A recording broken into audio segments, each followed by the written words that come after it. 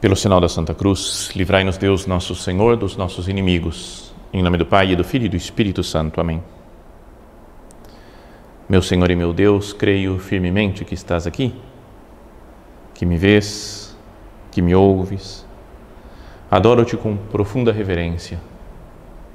Peço-te perdão dos meus pecados e graça para fazer com fruto este tempo de oração. Minha Mãe Imaculada, São José, meu Pai e Senhor, meu anjo da guarda, intercedei por mim.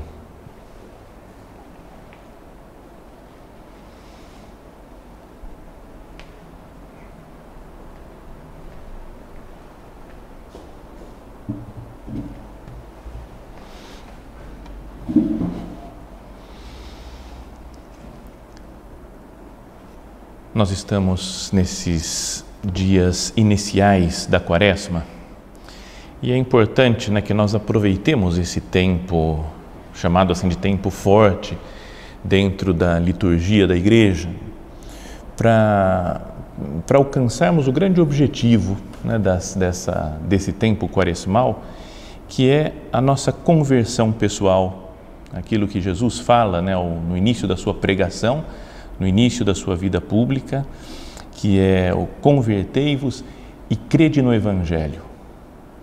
Esse é o grande objetivo da nossa vida, nos converter pessoalmente para viver mesmo de acordo com o Evangelho, com a boa nova que Cristo prega.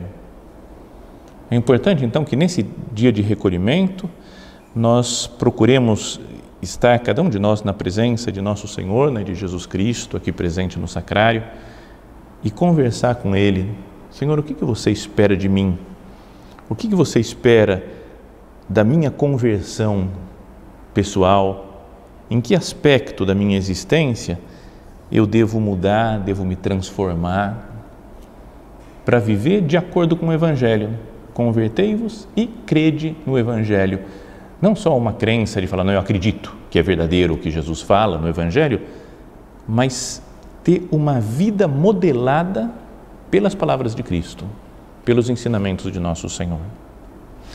E então, por isso também, com esse objetivo de nos colocarmos mais à disposição de Deus, de fazer mais a sua vontade, de nos converter, com esse objetivo é que existem todas essas práticas da Quaresma, que são a penitência, que nós fazemos, o jejum, os sacrifícios pessoais, que cada um deve ter pensado já, falando, o que eu posso fazer de sacrifício, de coisas concretas, de penitência.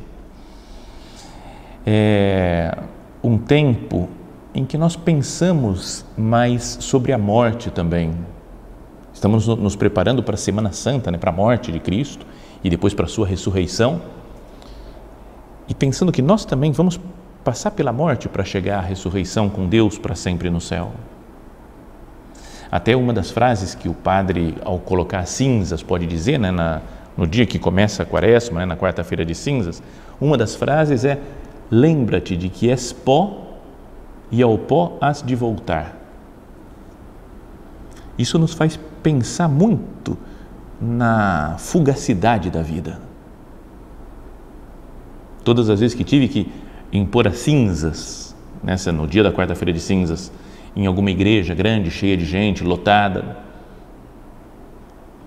sempre me fez pensar isso, que vem crianças, vem velhos, vem adultos, vem pessoas com saúde, esbanjando saúde, gente esbanjando doença, parece que está perto da morte, homens, mulheres, gente muito bonita exteriormente, gente menos favorecida exteriormente, gordos e magros, carecas e com cabelo, todo tipo de qualquer um, qualquer pessoa. A frase é a mesma: lembra-te de que és pó e ao pó hás de voltar.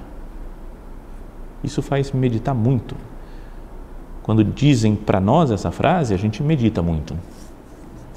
Mas quando um padre está impondo, um padre ou diácono impondo as cinzas, acho que ele pensa muito mais, porque ele repete centenas de vezes, às vezes, essa frase, e vendo que todas as pessoas são pó, todas as coisas desta terra, desse mundo material, físico, são pó e vão voltar ao pó. Por isso é que nesse tempo de Quaresma, é um tempo bom também, e esse é o tema, né, do nosso recolhimento, que nós meditemos sobre o não colocar o coração nas coisas terrenas. É importante ter o coração, né, nas pessoas, no mundo que nós vivemos, temos que amar o mundo, né? Isso daí São José Maria Escrivá ensinava, né, de amar o mundo apaixonadamente, mas para querer levar o mundo para Deus, não o amor às coisas do mundo, aos bens materiais, aos prazeres. Então é um tempo, né, um recolhimento também para meditarmos no desprendimento, na pobreza, na sobriedade, na temperança. Porque não é verdade que nós e tanta gente do mundo, a nossa sociedade atual, não é verdade que estamos muito apegados a tantos prazeres terrenos? Não é? Cada um vai pensando, né, nas coisas às quais está apegado. Comida, bebida, né? Talvez nesses tempos, fazendo jejum, a gente sinta muito, fala, como eu dependo de comida, de bebida, às vezes de comodidade. Fico pensando muito na minha comodidade pessoal, no meu conforto. Quero conforto, quero tranquilidade. Todo o apegamento a coisas sexuais, imagens, conversas de sensualidade, apegamento ao dinheiro. Às vezes a gente pode dizer, não estou apegado ao dinheiro, mas começa a ter dinheiro, começa a ganhar, a gente vai vendo que é algo muito apegável, digamos, que é muito fácil de nós nos apegarmos, colocarmos o coração no dinheiro, nas posses, né, materiais, em casas e carros e viagens, diversões, no poder, ter poder sobre os outros, sobre as coisas. E acabamos colocando então o nosso coração nas coisas terrenas. Então essa é a ideia desse recolhimento agora.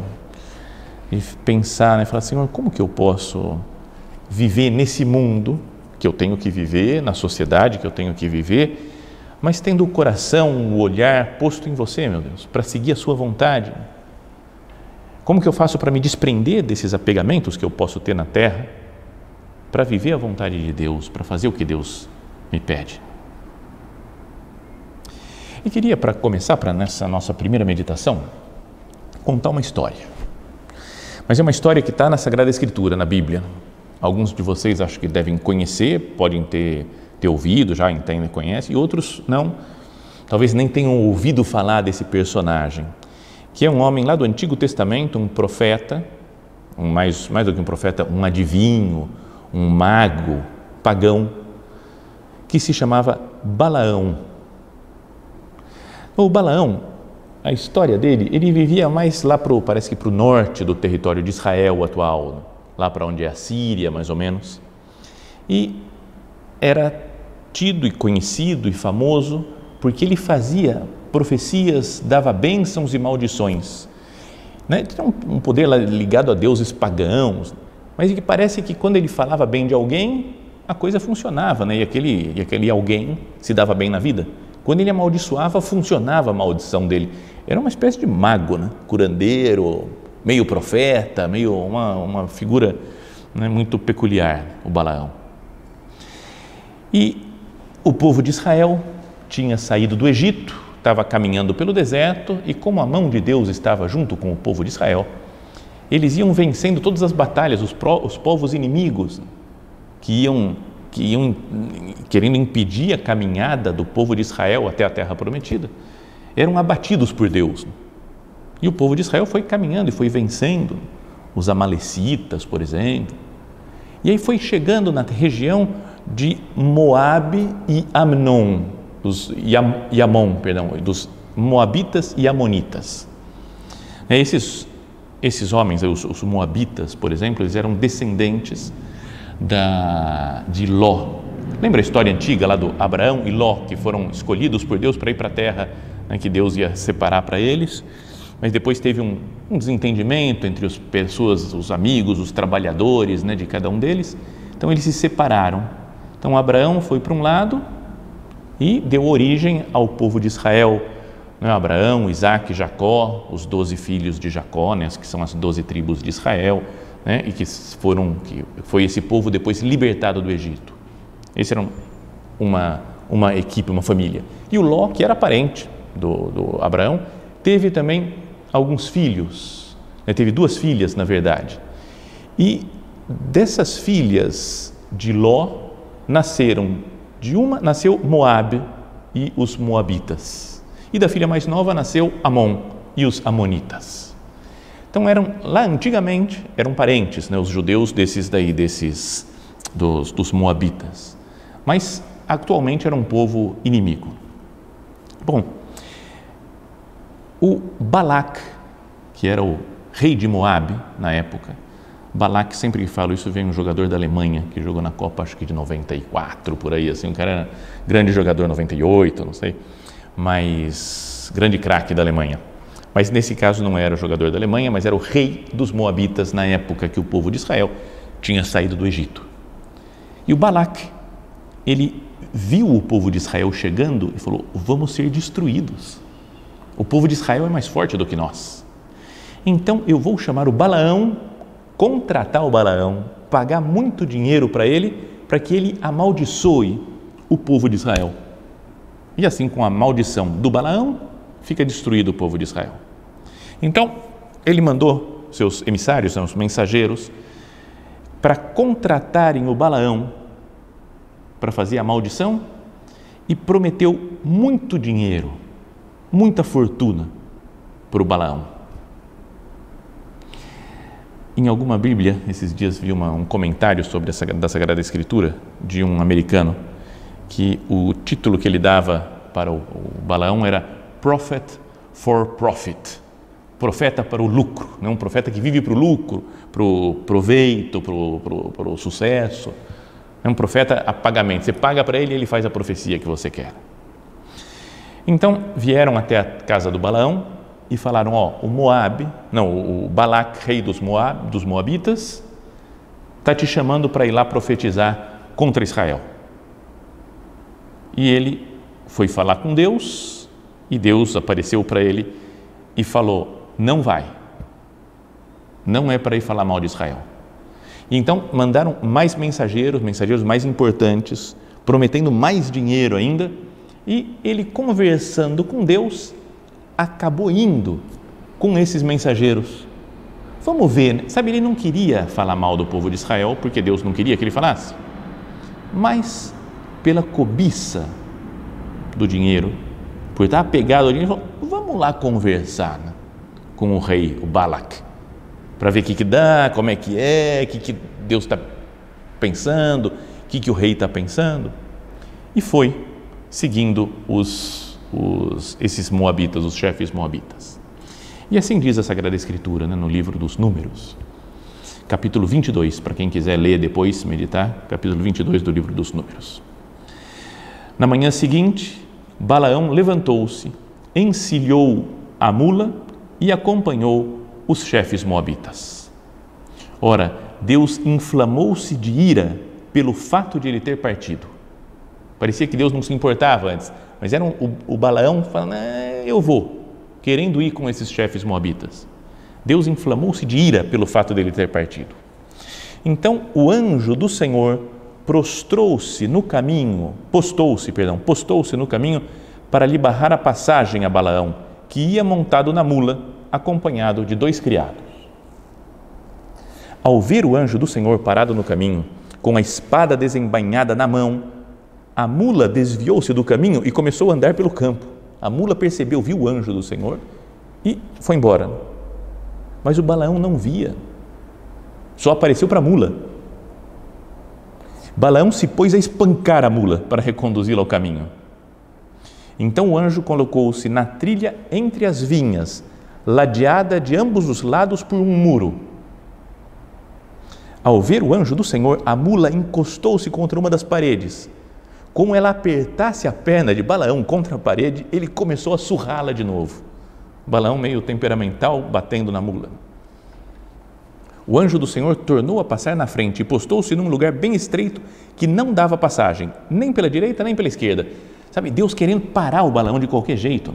Falando, aparece, você não pode seguir isso daqui, não pode falar mal de Israel. Ao ver o anjo do Senhor, a mula empacou. Aí ele falou, não tem mais o que fazer. Parou. Balaão, enfurecido, bateu na mula com uma vara. Então, e aí vem essa passagem que talvez isso seja conhecido, né, mas que é muito misterioso da Sagrada Escritura, que diz, então o Senhor abriu a boca da mula e ela disse a Balaão, que te fiz eu para me espancares já pela terceira vez? A mula falou. E o Balaão, em vez de se assustar com a mula falando, disse, por que estás me provocando? O Balaão é um absurdo nesse personagem. Por que estás me provocando? Se eu tivesse uma faca na mão, te mataria agora mesmo. E a mula respondeu a Balaão, não sou eu a tua mula, que até hoje sempre montaste? Será que costumo agir assim contigo? Não, respondeu ele. Então, o Senhor abriu os olhos de Balaão e ele viu o anjo do Senhor parado no caminho, com a espada desembainhada na mão. Balaão ajoelhou-se e prostrou-se por terra. O anjo do Senhor lhe disse, por que já por três vezes espancaste a mula? Fui eu que saí para te barrar a passagem, pois o caminho que segues me parece perigoso. Olha só essa frase de Jesus, de Deus, que aparece lá através do seu anjo. O caminho que você está seguindo, de procurar bens materiais, de procurar ganância, mesmo contra Deus, primeiro te torna cego, você não vê o anjo do Senhor. E depois me parece perigoso. Fui eu que saí para te barrar a passagem, pois o caminho que segues me parece perigoso. Será que Deus não pode nos dizer isso também quando nós estamos muito apegados às coisas materiais?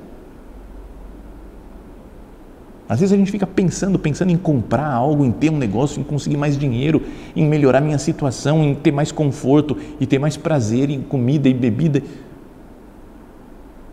Esse caminho que segues me parece muito perigoso. Você fica cego, né? Eu fico cego, qualquer um de nós que coloque o coração nas coisas da terra, fica cego para Deus. Até a mula do Balaão viu o anjo do Senhor e ele não viu. O anjo continua, a mula me viu e já por 3 vezes se desviou de mim. Se ela não se tivesse esquivado de mim, certamente eu te haveria matado e ela ficaria viva. Então Balaão disse ao anjo do Senhor, pequei, sem saber que eras tu que estavas no caminho à minha espera. Reconheceu o erro, o Balaão. Pequei, não percebi que era Deus.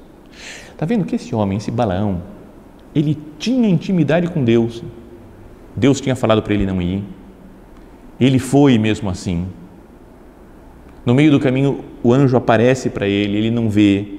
Depois, o anjo aparece mais claramente, ele começa a enxergar.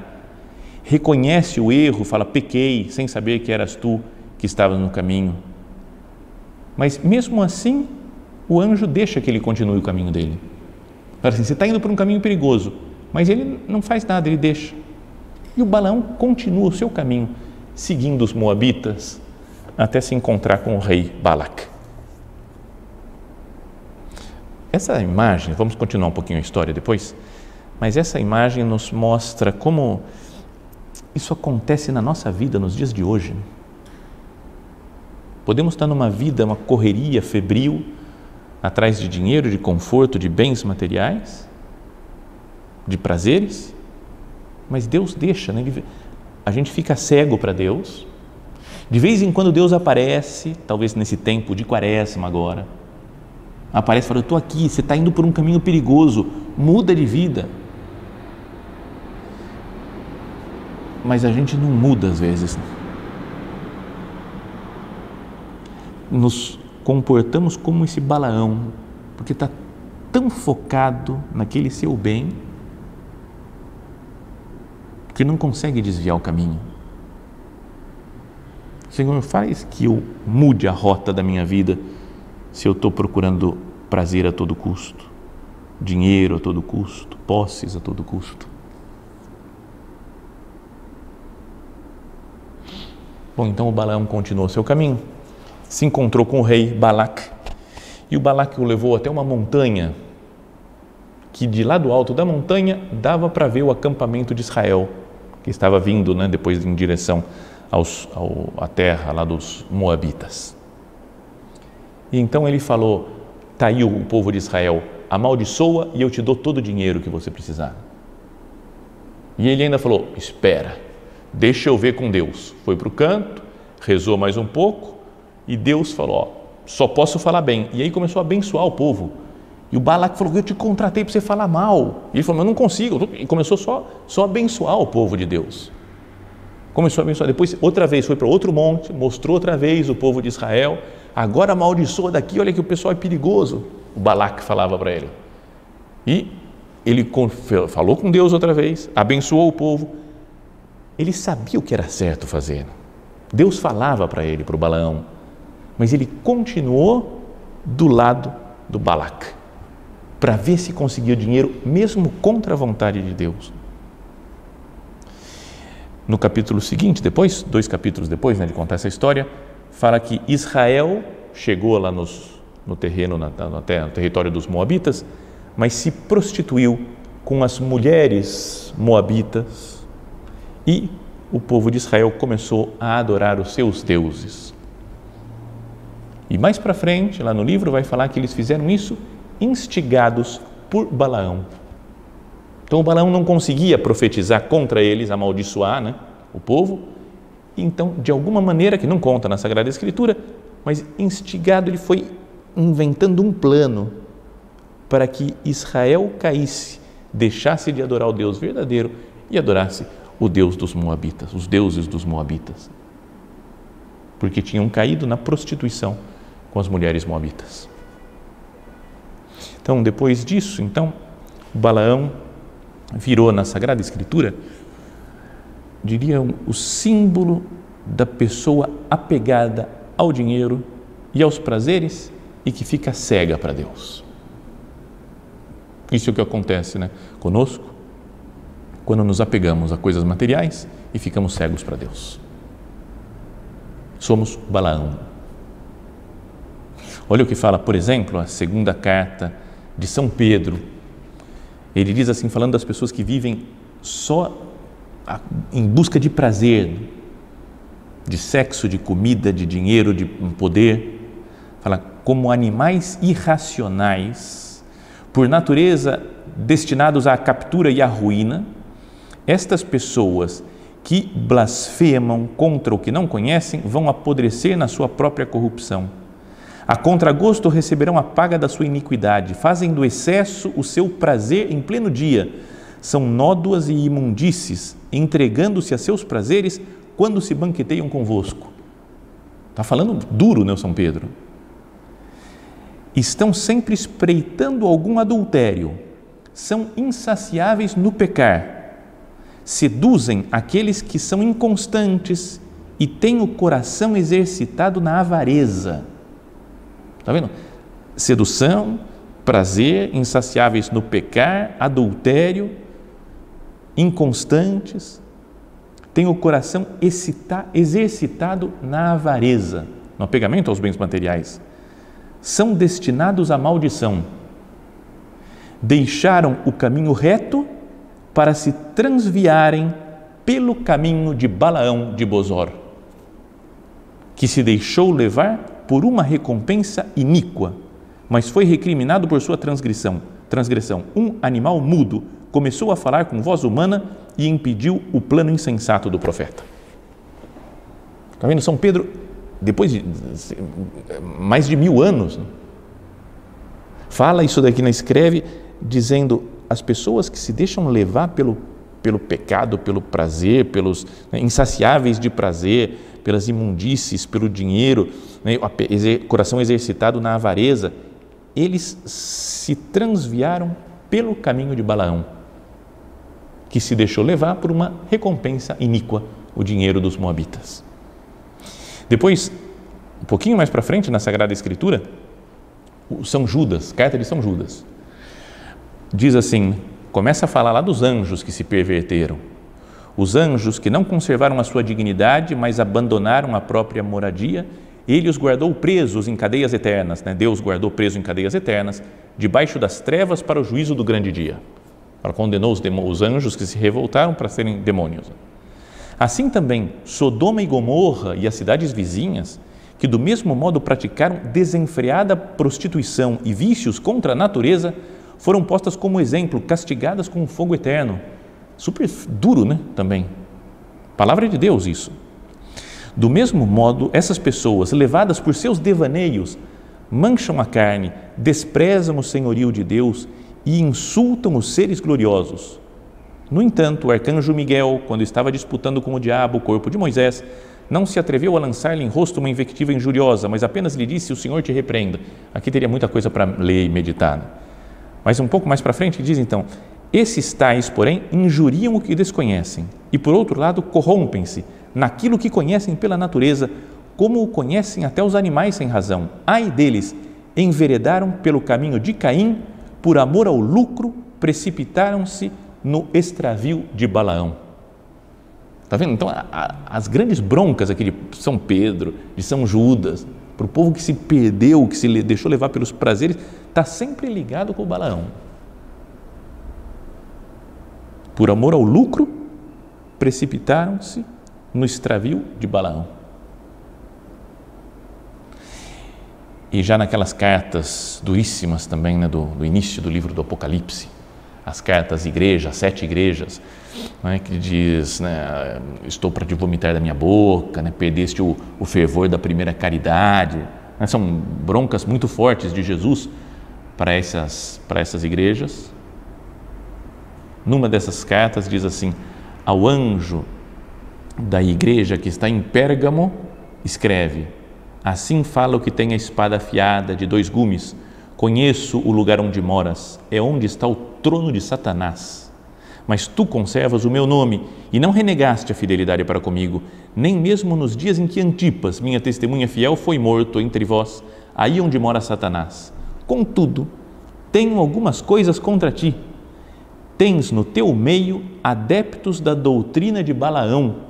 Este ensinou Balac a fazer Israel tropeçar, isto é, a prostituir-se e comer carne sacrificada aos ídolos.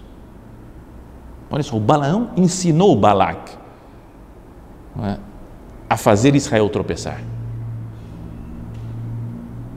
Então, e tem gente, fala aqui, que é adepto da doutrina de Balaão. Vamos nos examinar, né, pessoalmente, cada um de nós. Fala: Senhor, eu estou cego para você. E se estou cego, o que eu estou desejando tanto que está me causando, Senhor, essa cegueira? Triste essa história do Balaão. Mesmo que ele falasse com Deus, acabou se pervertendo. Mesmo falando com Deus, Deus falando as coisas para ele, se perverte, porque quer dinheiro e depois incita as pessoas à prostituição, ao prazer. Mesmo falando com Deus, chega um momento que ele fica cego para Deus, até a mula dele vê Deus, vê o anjo do Senhor, e ele não. Será que as comidas, o prazer na mesa, as bebidas, o dinheiro, o sexo, as posses, as viagens, as pessoas até, me afastam de Deus? Porque eu estou colocando alguma coisa ou alguém no trono reservado ao Senhor na minha alma, é um lugar só para Deus e eu não estou vendo Deus, então eu coloco outras coisas no lugar. Que esse recolhimento nos sirva para fazer um exame de consciência mesmo profundo, né, nesse início de Quaresma. Senhor, quem que está triunfando no meu coração, na minha alma, na minha vida, nos meus pensamentos? É só Deus, nosso Senhor? Ou são essas outras coisas materiais que me trazem um prazer aqui nessa terra?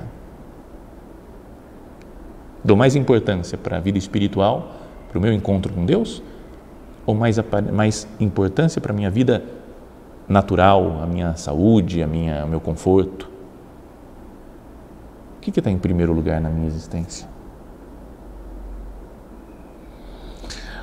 Vamos meditar olhando, por exemplo, de Nossa Senhora. Ela não tinha nada, viveu na pobreza, tanto em Nazaré, super simples a sua casa, quanto em Belém, quando nasce Jesus, que não tem pouquíssimas condições para dar para Cristo, mas tem tudo, porque tem o próprio nosso Senhor Jesus Cristo com ela. Que nós também deixemos, não nos deixemos levar pelas coisas materiais, para que tenhamos Cristo no nosso coração. E isso é o que vai dar sentido à nossa vida, especialmente nesses dias da Quaresma.